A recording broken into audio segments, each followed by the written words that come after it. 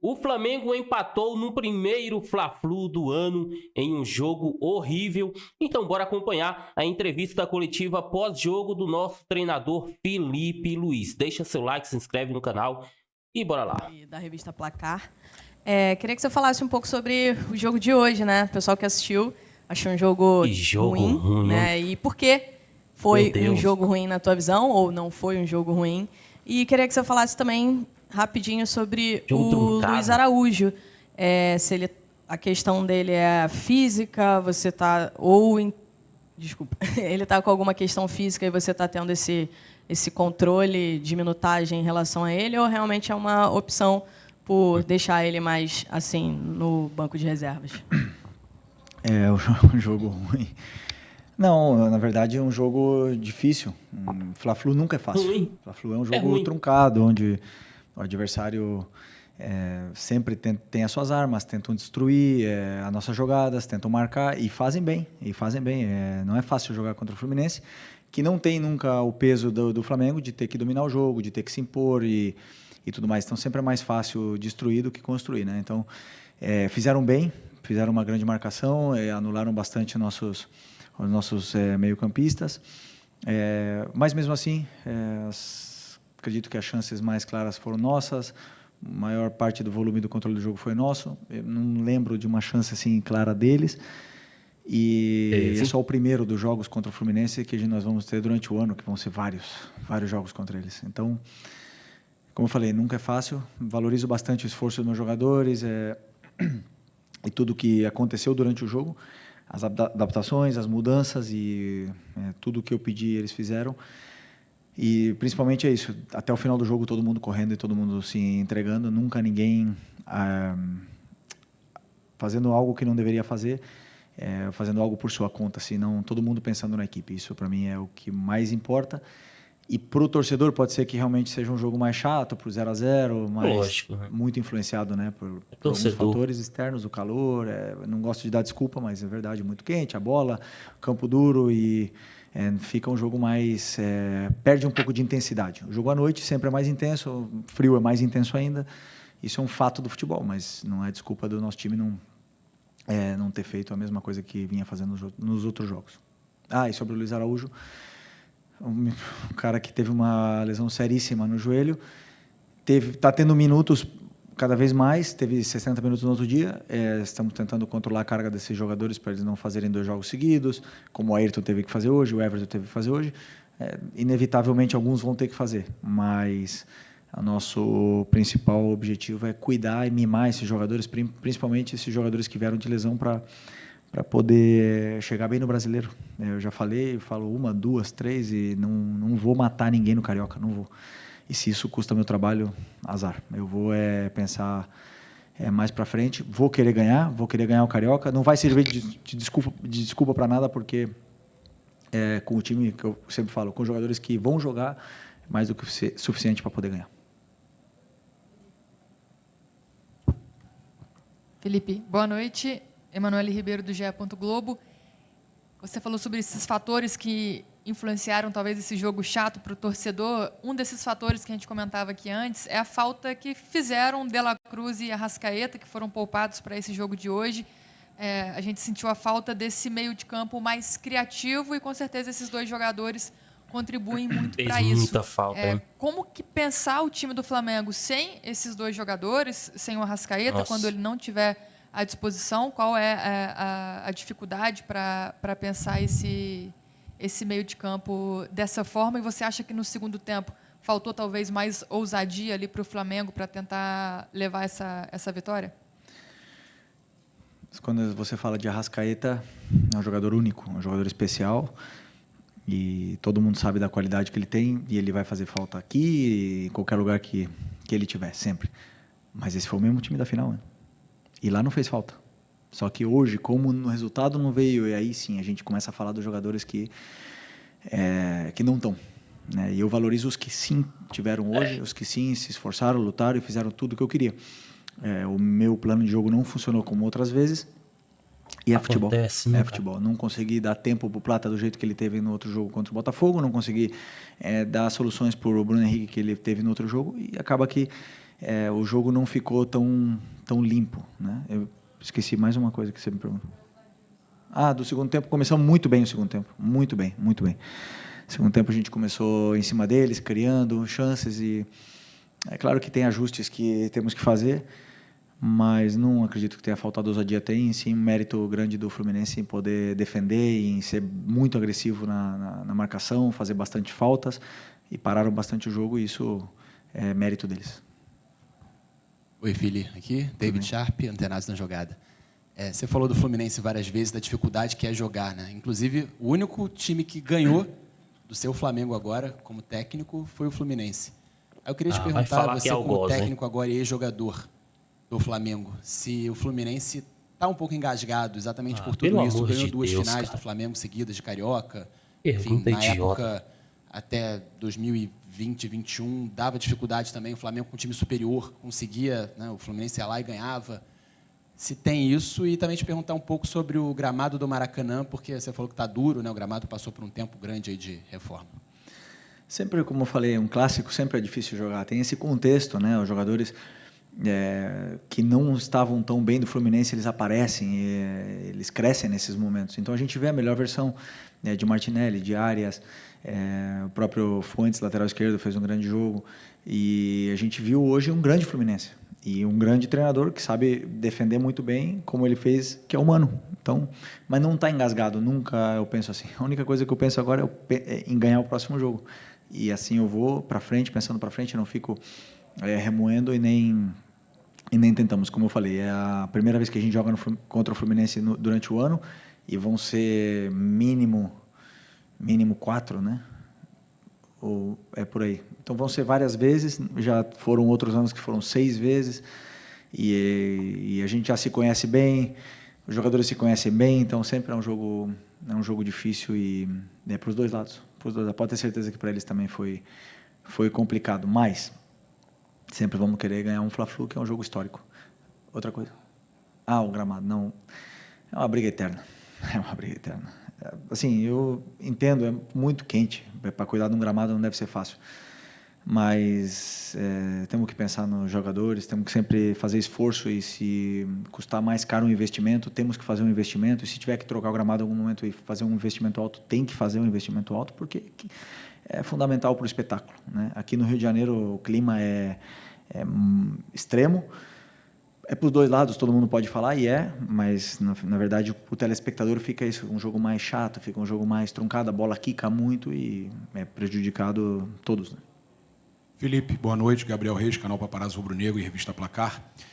Hoje completavam 6 anos que os meninos não estavam mais com a gente. Queria que você relatasse como estava a sua cabeça pensando nesse dia, nesse jogo aqui no Maracanã, num dia tão triste. Uma outra questão, que se você não quiser falar sobre isso, eu te respeito. O apresentador e ex-jogador Neto, ele falou com muito desrespeito sobre o falecimento desses meninos. Sacanagem esse paparazzo, né, cara? E ainda falou que o Flamengo mandou da mídia pro Neto, pelo amor de Deus. Porque o Flamengo é um clube que... É o que ele quer. Porque ele era negro. Chamou o Flamengo de um clube racista, com todas as letras.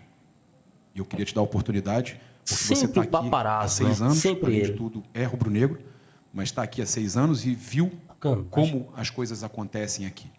E você pode trazer a verdade. Fique à vontade de falar sobre isso.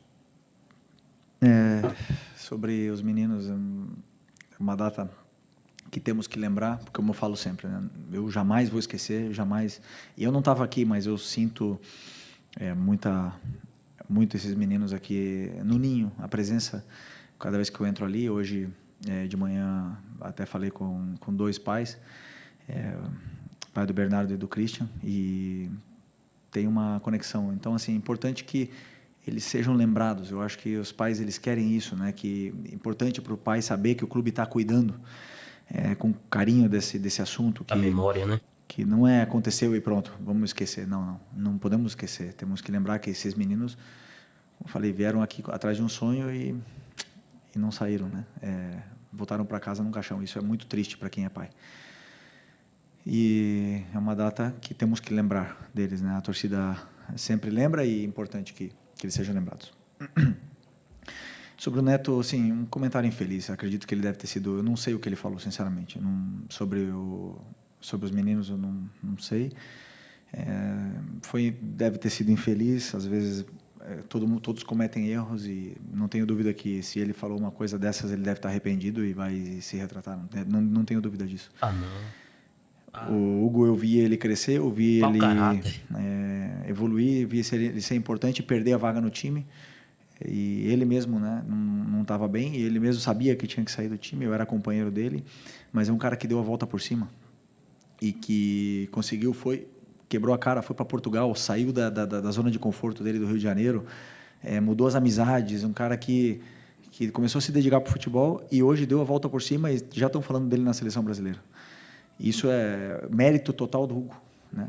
E quantos outros Hugos ficaram no caminho porque não conseguiram dar a volta por cima como ele. Então, assim, acredito que o Neto deve ter sido simplesmente infeliz porque às vezes a gente o Neto fala tantas horas normal que ele erre alguma vez e cometa erros, mas tenho certeza que ele deve estar arrependido. O que ele quer. Aqui, Felipe, boa mídia. tarde. Eduardo Alves, do portal BTB E usar Esportes. o Flamengo, lógico, né? Dá muita mídia, muita audiência. 3 saídas de jogadores por questões físicas, que foi o Alexandro, o Michael e o Thiago Silva, pelo Fluminense. Numa dessas saídas, você trouxe para jogo o Ayrton Lucas, trocando pelo Alexandro. E a gente vendo de fora, de olho nu, a gente sente que são jogadores com premissas de jogo bem diferentes. Eu vou dar minha visão, acho que o Alex é mais defensivo que o Ayrton. Mas eu queria entender a sua interpretação sobre essa mudança e como é que é esse trabalho. Afinal, você era lateral esquerdo na sua carreira. O que você pode passar sobre eles e o que você passa para eles também? Fatalidade, o Alex sentiu um incômodo. Normal, isso vai acontecer durante o ano. Melhor que aconteça agora, né, no Carioca, e que ele possa se recuperar bem, que ele possa tratar, que possa treinar e estar pronto o antes possível, que ele é muito importante para a gente.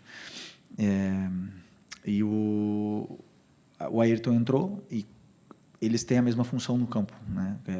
Os dois têm que atacar quando eles devem atacar, eles têm que passar quando eles têm que passar e tem que marcar quando tem que marcar. Então, eles dois têm a mesma função, absolutamente igual. Então, o que eu peço para o Ayrton é absolutamente a mesma coisa que eu peço para o Alexandro. Um tem mais facilidade do que o outro em fazer determinadas funções ou executar conceitos, mas a concorrência é deles, né? Eu hoje optei por começar com o Alexandre, mas sempre que o Ayrton entra, ele também é um jogador importante. Espero que ele possa se sentir cada vez melhor na equipe.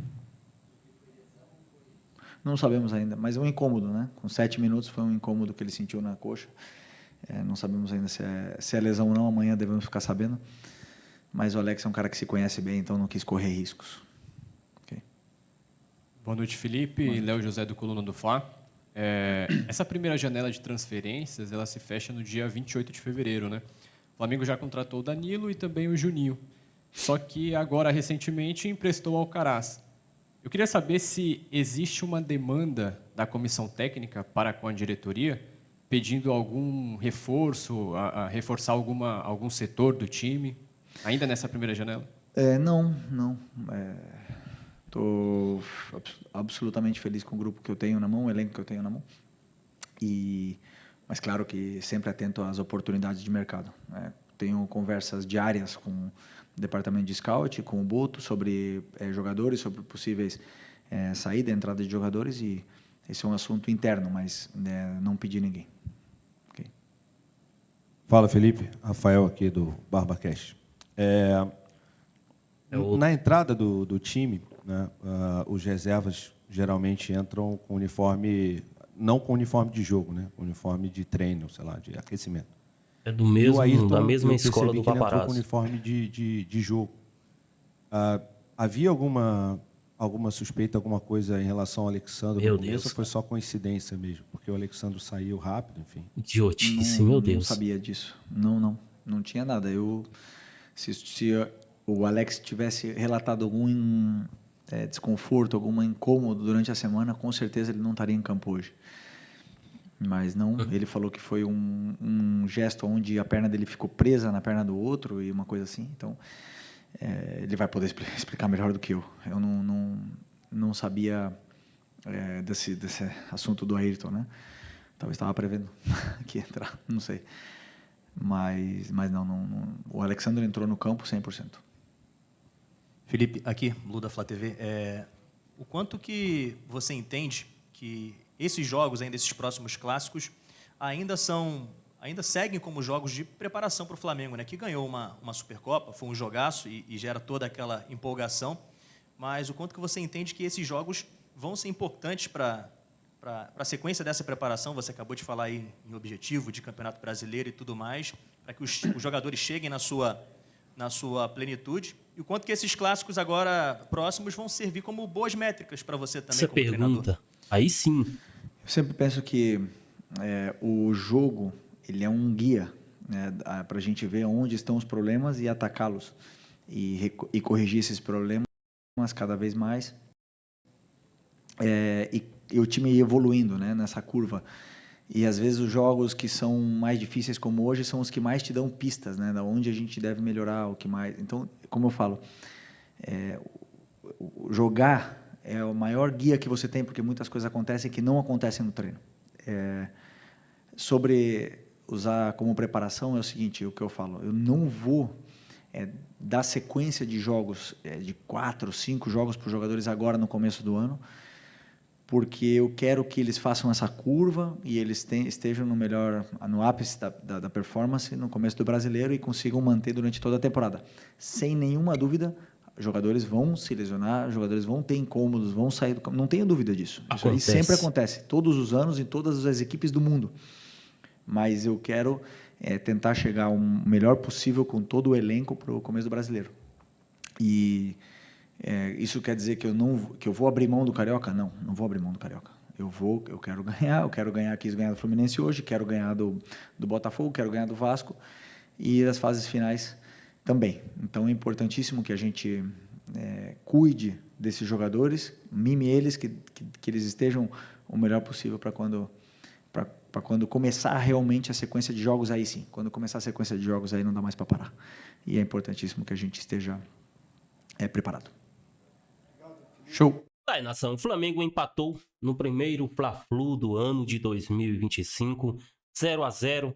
Acontece esses tropeços, vai acontecer, a gente tem que ter paciência. Não foi um jogo bom, agora é pensar nos 2 próximos clássicos, contra o Botafogo na próxima quarta e contra o Vasco. E encerra a Taça Guanabara contra o Maricá.